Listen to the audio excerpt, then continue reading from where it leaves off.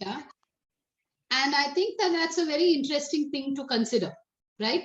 Because we all take the delights of the matar paneer that we eat and the golgappas that we swallow and the, the absolutely whether we want a little meetha pani and a little, the exact mix in your pani puri of how much of each type of water you need in the pani puri. So we are all surrounded by this experience of eating. All of us, all the time, are eating. And I think that it bears some examination, right? It's important to stop and look at this sensorial delight that we engage in 3-4 times a day, all of us. I think it's something that it's really important to look at. Food is a primeval relationship, right? We have a primeval relationship with food because since the beginning of time, since the very beginning of time, human beings must have eaten. Right? What they ate may have been slightly different from what we eat now. The delights of finding fire and understanding what fire can do to our food, to make it tasty, to make it palatable, to make it a delightful experience. I think that that's another matter. But since the very beginning of time, human beings have eaten, and they've had this primary relationship with food. If you think of the early hunters and gatherers, their entire life was about gathering enough food for the community, a small community of people who depended on each other, depended on the hunting skills, depended on the gathering skills. So every skill that we have, every growth of the intelligence, every evolutionary step that we took is around our ability to take food. This is such a primary and important relationship. It is fundamental. It is very important. It's important at a visceral level. It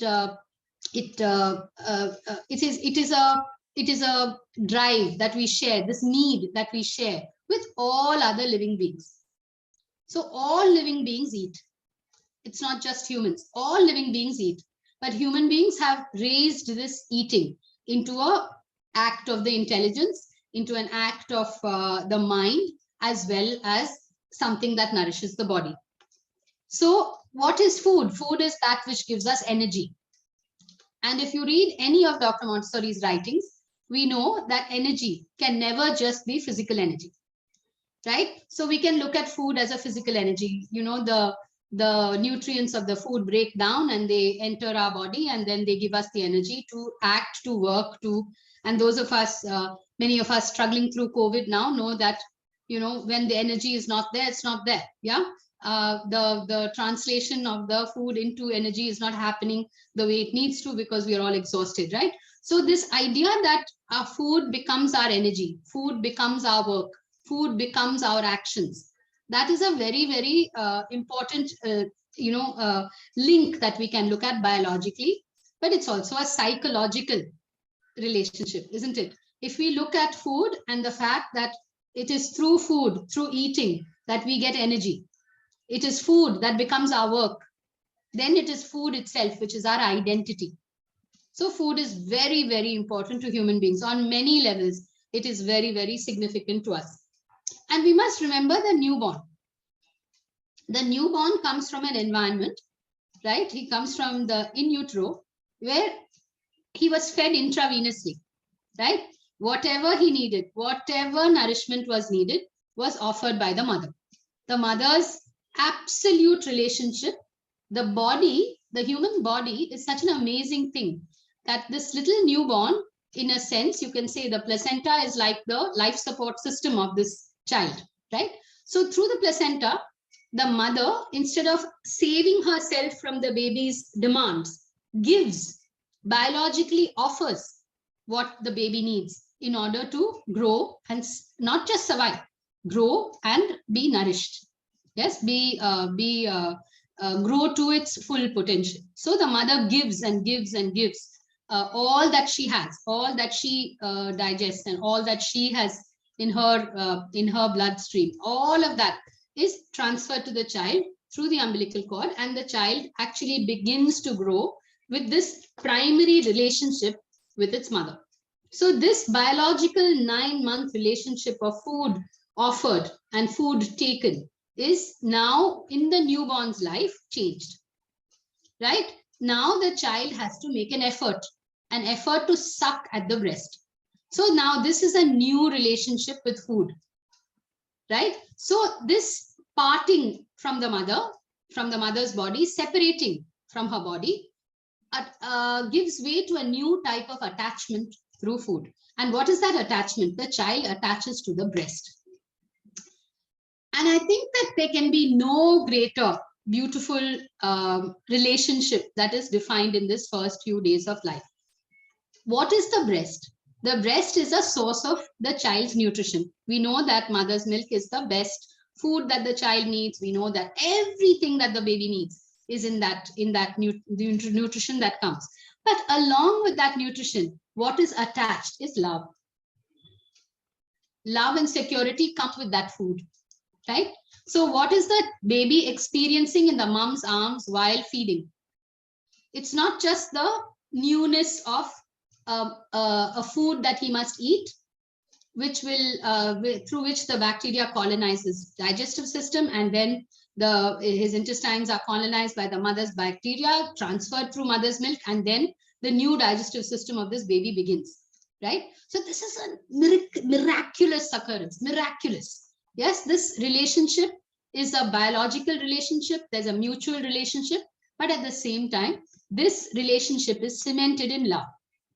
So from the very first days of life, food and love come together, right? This is a lifelong relationship that we will now hold.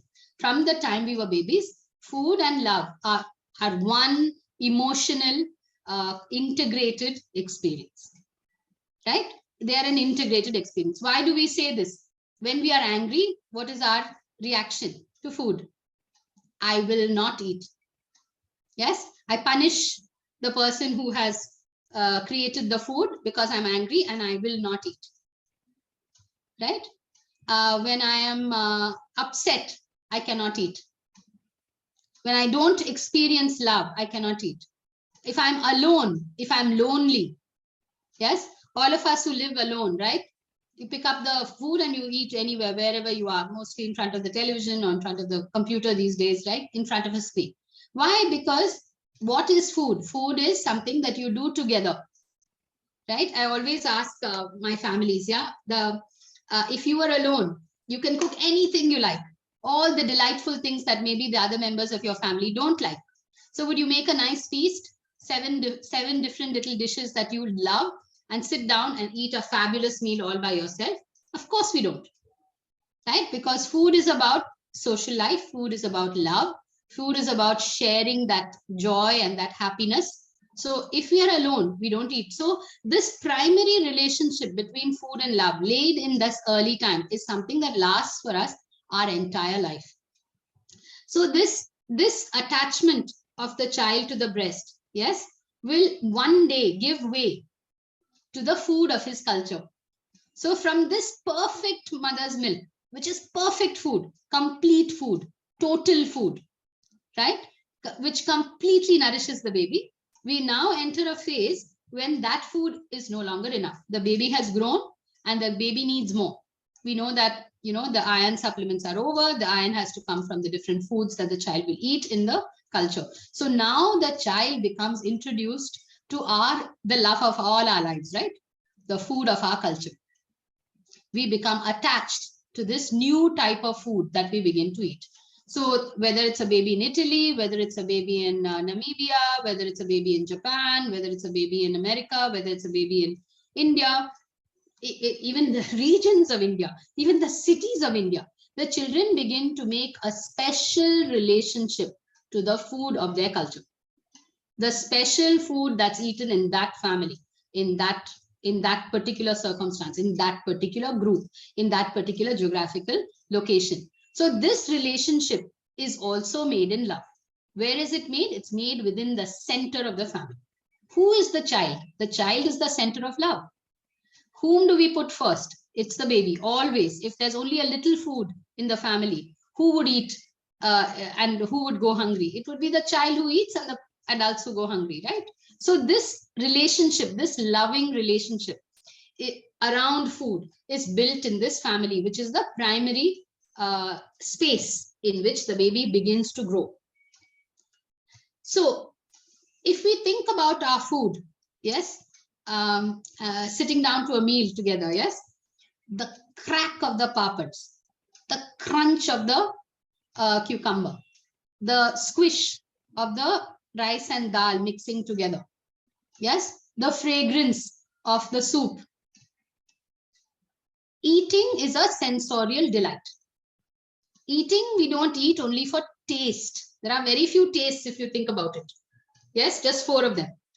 Yes, in various combinations in all our foods. Yes, but sensorially, it's a delight.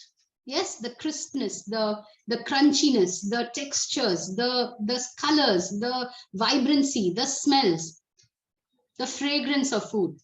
These become a totality of experience. We listen when we eat.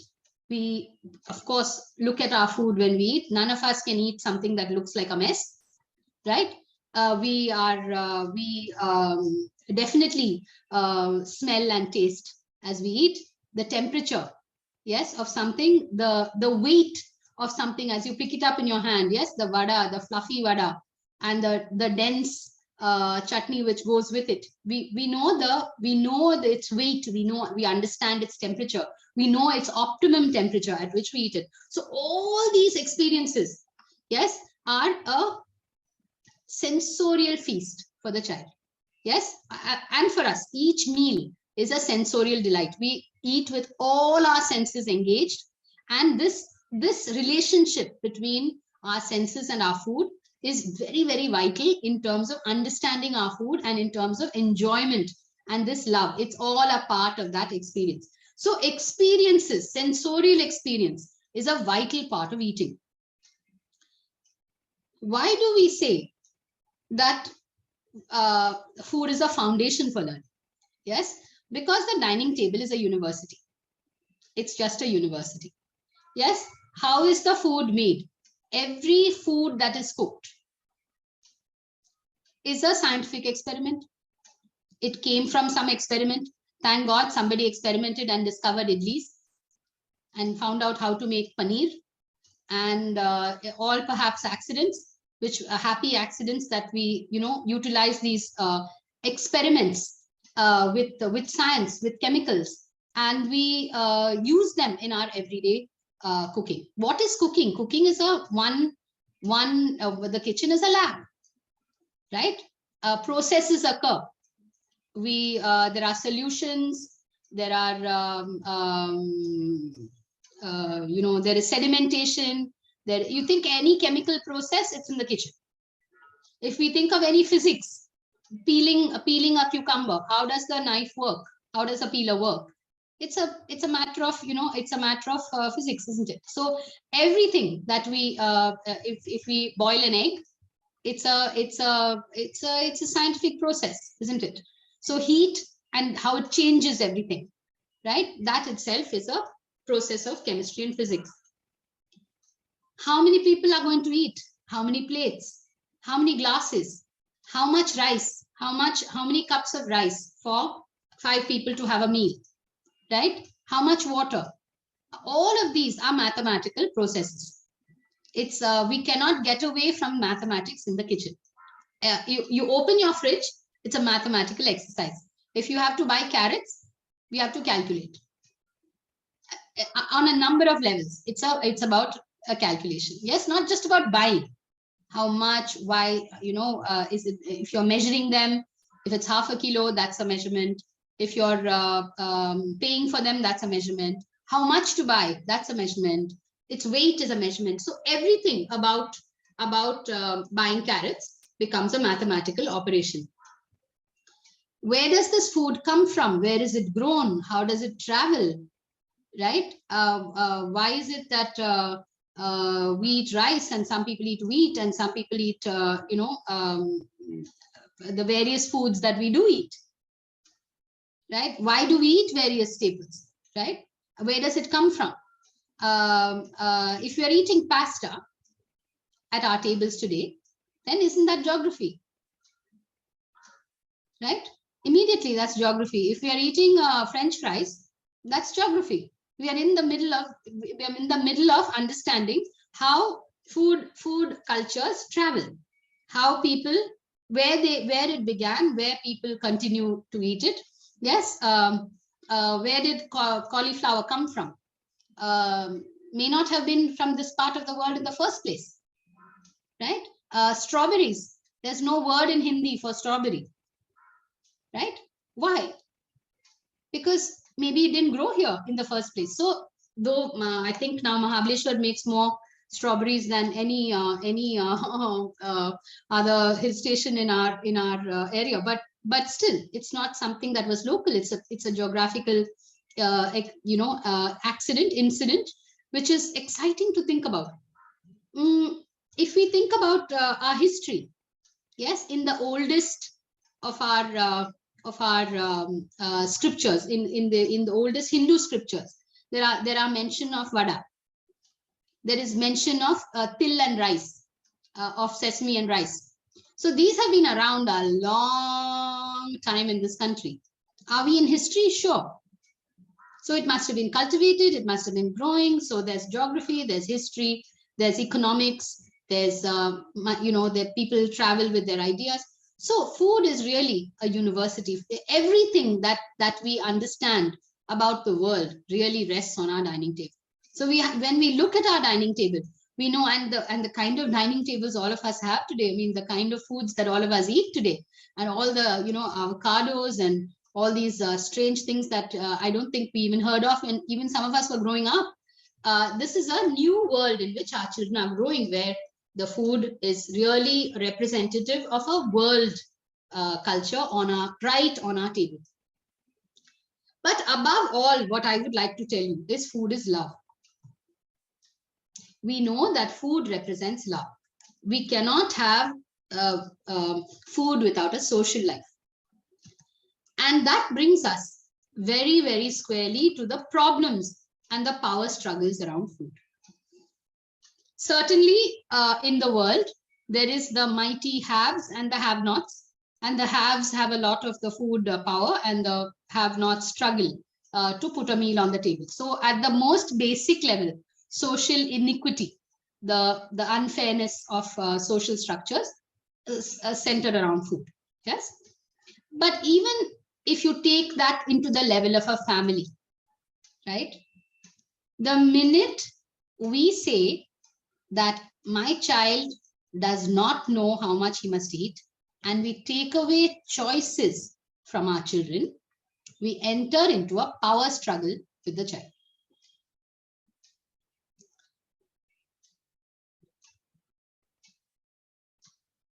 Food in our families becomes a battle for control.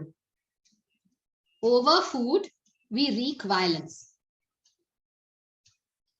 And I'm going to use the word violence because I do believe that the minute you force a spoon into the child's mouth, it is an act of violence. It is an act against the child's wishes. It is when the child has pursed his lips and turned his head, we force the mouth open and you put the food in. It's an act of power. It is no longer just love. This love is transforming into and the anxiety which rides this love is changing that love into an act of power. Yes, of domination, of taking away the helpless child's choices. The weak are dominated, the strong, the mighty, the adult humans begin to win the battle over food.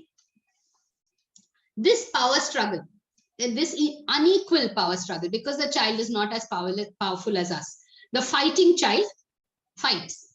We all have seen the fighting child, right? Screaming, yelling, pursing the lips, turning his head this way, then that way, then this way, and then running away. When he can actually escape, running away. This child continues that struggle for some time. But there are children who finally give up. And then they open that mouth, even though they do not wish to eat that food. They open the mouth because they cannot engage in this continued struggle with those whom they love. They cannot sustain the battle. They don't have the power within them. So the weak are defeated, and we take advantage of that defeat and we feed them. So the victor is the stronger person. The person who wins is strong. Yes, strong in body, strong in mind. Definitely the adults are stronger in body and mind. And we defeat the young child who gives up. This domestic scene that all of us have seen and all of us have experienced at some point or other. Yes, we can also see the other side of this power struggle emerge. What is that? My child won't eat without me. He needs me. Unless I feed him in his mouth, he doesn't eat at all. If you often hear parents saying, he says, feed me. Yes, he says, he asks to be fed. He asks for the food to be put in his mouth. So the question that I have for you for this is, what is the exit plan? Our trainer Judy used to say always, what is your exit plan? Yes, is that a lifelong thing that you can put the food into his mouth? Will he learn? When will he learn? So these are questions that remain. But more than the exit plan, we create dependency instead of independence. Where does the child build his sense of self-esteem? Where does he build his sense of self-reliance? Where does he build his sense of recognition of who he is for himself? He builds this with his ability to do things for himself. The more I can do for myself, the more I can respect myself. So independence is a very important psychological conquest. It's not so much about the convenience of the child being able to dress, the child being able to eat, the child being able to toilet on his own. But this independence gives the child an enormous sense of self-esteem, psychological well-being. I can do for myself. Not only can I do for myself, when I'm capable of doing for myself, I can do for others. So this child is capable of taking this a step further. As you wish to do for your child wishes to do for you. Because that is how human beings interact with food. Food is about love. Food is about sacrifice. So to prepare, I mean, what a beautiful thing we've seen in Montessori classes, where young children prepare a snack, not for themselves, but for the community. Right? They cut the cucumber, not to eat it, but to place it on a plate, ready for others to eat. Right? So why do they make laddus? Not to eat as they are making the laddus, not to eat the laddus for themselves, but to serve the community. This we've seen repeatedly. Children love and enjoy being a part of the food making process, because food preparation is an act of service. It's an act of the integration of body and mind. The body and the mind come together because the body is able to carry out what the mind has understood. And what a way to connect with our human past, right? If we think about it, the human beings are the ones who have to prepare their food, right? If you think about a fish eating, a fish swims around and it catches its foods and it swallows it, and it's got its nutrition. But we are not happy with finding the beans and eating it from the tree. Pluck the beans, string the beans, cut the beans, steam the beans, yes, season the beans, and then we are ready to eat. So our intellectual capacity has come to work in this food that we eat, right? All our intelligence, all our experiences, all our understanding of scientific processes have come to bear on the tasty food that we eat. Yes, we wash, the preparation of the food is something that we use our intelligence to achieve. So this child is, in the preparation of food, is engaging with the environment with his intelligence. This budding intelligence, it's not yet fully formed. Yes, the child's intelligence is set into place by the time the child is 6. Right? In the first year of life, enormous work is done in creating all the connections that the brain needs.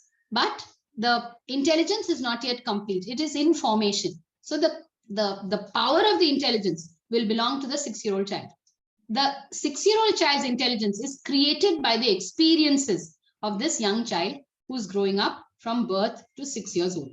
So at this time, we need to help the child to make this not a violent process, but a process by which he can prepare and eat his food by his own choice, with his family, with his people, with the community which is around him, either in the family or in the school setting, with everybody who's around, come together to prepare and eat food.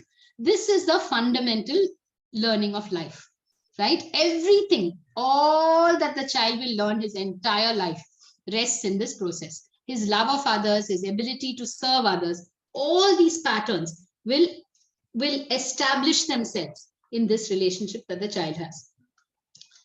So the natural separation, right, between let's say mother's milk and eating solid food happens between 3 to 5 months. So between 5 months and about 18 months, yes, in this period, the child makes this first relationship with food. So anyone who has a child who's 18 months and up, who's not eating by themselves, is already now in a situation of a dilemma, right? We are already late. We've not helped the child to make the steps towards independence. So if now the child is 2.5, 3.5, unable to eat on his own, crying for you, saying, please feed me in my mouth. I can't eat my own food. I don't like to put my hand in the messy rice. I don't want to make my hands wet. I don't want to eat unless somebody sits with me, right? So if you've gone into these cycles of difficulty and of refusing, of chasing, of persuading children to eat, then we are already in a situation where we are late. We haven't done the work when it should have been done, and now we are late. And because we are late, the work is going to be harder. But I have great hope for you.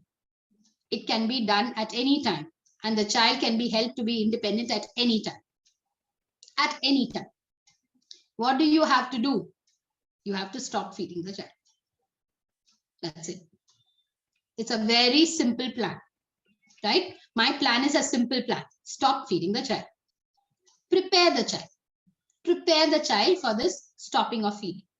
Now, from now, you're going to eat by yourself, right? And stop. Just stop. What are the things we can do to support the child? Nothing new. Nothing you haven't heard in this forum before, right? We've heard these ideas in this forum many times. What are the simple things that we can do to support the child? The first thing is stop feeding, prepare the child. A small plate, small set of serving dishes, exciting new beginning, a few different choices, and then an absolute promise to yourself and to your child that you will listen when the child says he has had enough. Absolute respect for this amazing human being's inner understanding of himself. We cannot assume that the child doesn't know how to eat. The child has a brain at birth which is larger than any other creature. The human brain is one of the largest brains going. Right? It's a lot of weight of the head given over to that growth and that understanding of the world. Yeah. So this brain is capable. It's a very capable brain. So we must trust the child and we must respect the child, and with a lot of faith that this is going to happen. Have a lot of faith in yourself and in your child, and say, yes, of course the child can do it. We are expecting this child to learn language. We are expecting this child to do mathematics. We are expecting the child to read. We are expecting the child to write. They're all far more complicated processes than eating. All far more difficult to do than eating. Right? Eating is basic, guys. You don't have to teach anyone to eat. Any creature, any living creature knows how to eat. One of our trainers used to say, Dr. Silvana Montanaro used to say, a small microcellular organism. It knows how to move towards food and move away from poison.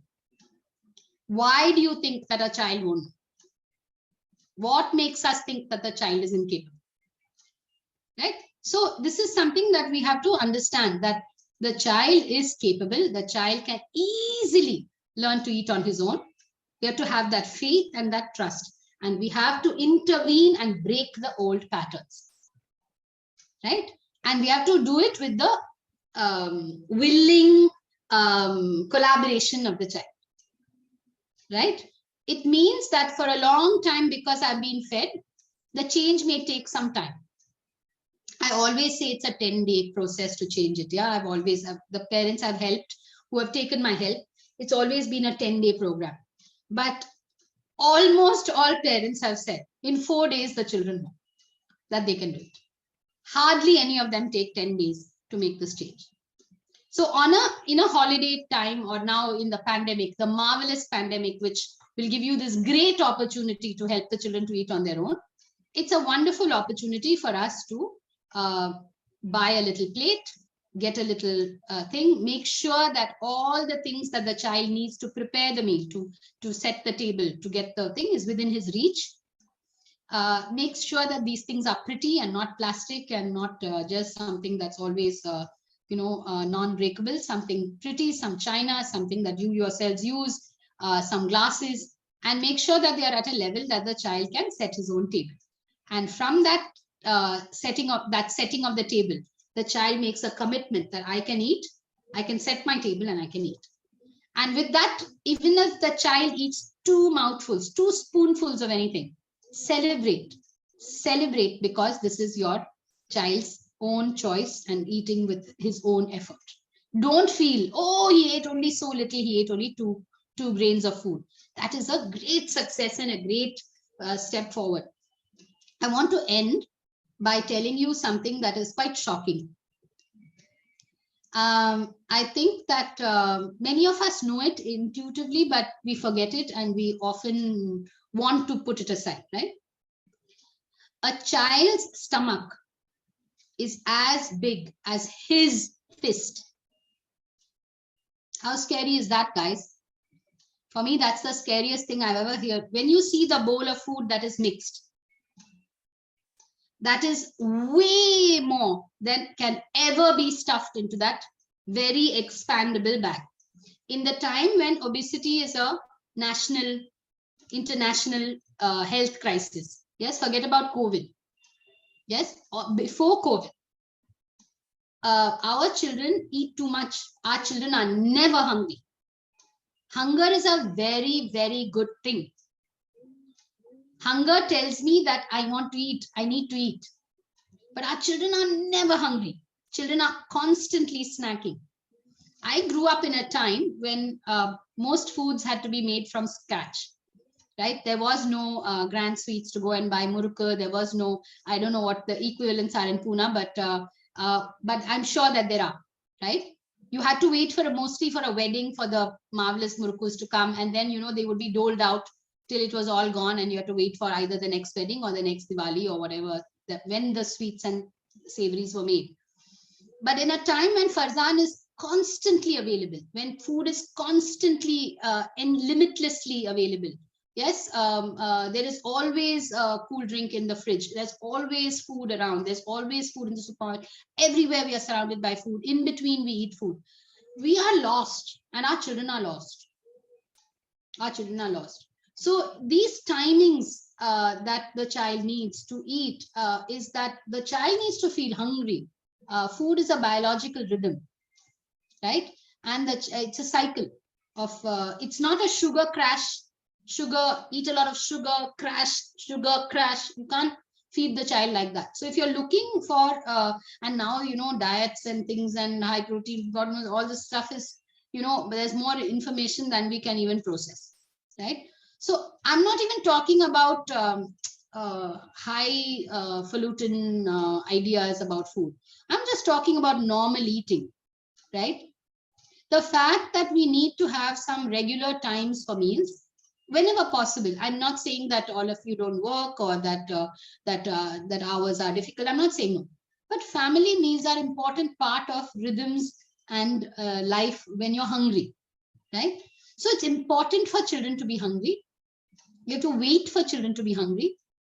For the 10 days that you're trying to get them to eat on their own, cut all snacks. No snack at all.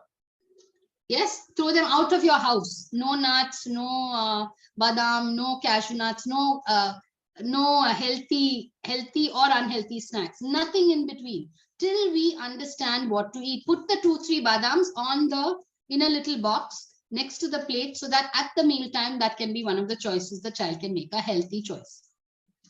Right? So put the fruit that you want to give the child, the orange and the apple. Put one piece of orange and one piece of apple as part of the choices that the child can make at the table. For a while, till the child understands what is choice and learns to be satisfied at the meal, learns to talk about the food, learns to have a conversation around the food, enjoys eating with everyone, enjoys the taste of things, learns what he likes and doesn't like. So till this process occurs, I invite you to experience this joy of eating with children, eating happily with children, particularly in the first 6 years of their life. If this is worked out, I'm going to stop in a minute, but if this is all worked out in the first 6 years of his life, can you imagine how much effort the child can make when he is 6 years to 12 years old? I know that many of you have children who are older, right? We must not expect children to live in the house as though they were guests in a hotel.